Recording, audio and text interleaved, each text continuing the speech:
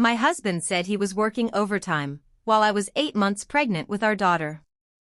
I believed every excuse. Until a single ultrasound photo led me to another woman's apartment. What I found behind that door destroyed my marriage forever. My name is Jasmine Carter, and this is how the man I trusted most betrayed me when I needed him the most. I was 31 years old and 8 months pregnant. Marcus and I had been married for 5 years, and after years of trying, we were finally expecting our first baby. At first, he treated me like a queen. He never missed a doctor's appointment. He talked to our baby every night. Then everything changed. He started coming home late. His phone was always locked. Every conversation ended with the same excuse. I'm working for our future. I wanted to believe him.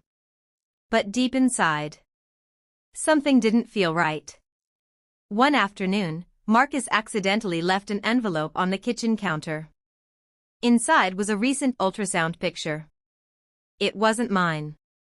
And written on the back were 4 words that made my heart stop. Can't wait to meet you. My hands were shaking. At first, I convinced myself there had to be an explanation. Maybe the ultrasound belonged to a coworker.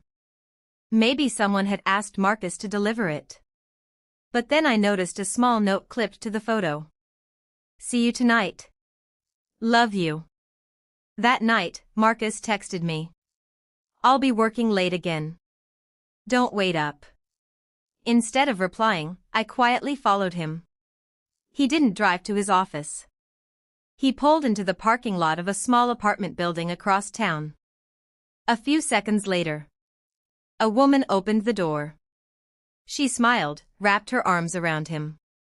And Marcus kissed her like I had never existed.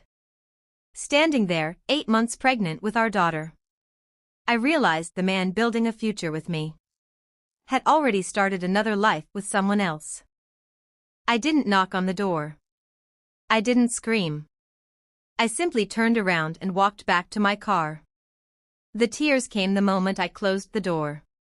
That night, Marcus came home after midnight, acting as if nothing had happened. He kissed my forehead and asked, "How are my girls doing?" I looked him in the eyes and quietly placed the ultrasound photo on the table. His smile disappeared. For a few seconds, he couldn't say a word. Finally, he whispered, "I can explain." I shook my head. There isn't an explanation for a husband who cheats on his pregnant wife. I picked up my hospital bag, called my sister, and left the house. I refused to let my daughter be born in a home built on lies. 2 weeks later, I gave birth to a beautiful baby girl.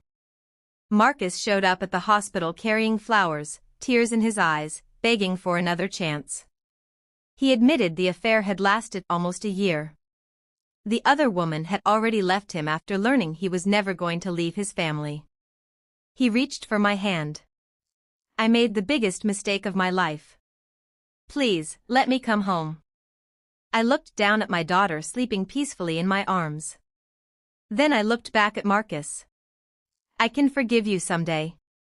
But I'll never teach my daughter that betrayal is something a woman has to accept. I walked out of that hospital with my baby. And without my husband. For the first time in months. I wasn't walking away from my family. I was walking toward a better future. It's been 3 years since that day. My daughter is healthy, happy, and surrounded by people who truly love her. Marcus still sends messages, saying he regrets losing his family. But some mistakes don't deserve a second chance. The greatest lesson I learned wasn't that my husband cheated. It was this. The right man will never make you question your worth, especially when you're carrying his child. Sometimes the strongest thing a mother can do is walk away from the person who broke her heart, so her child never learns to accept betrayal as love.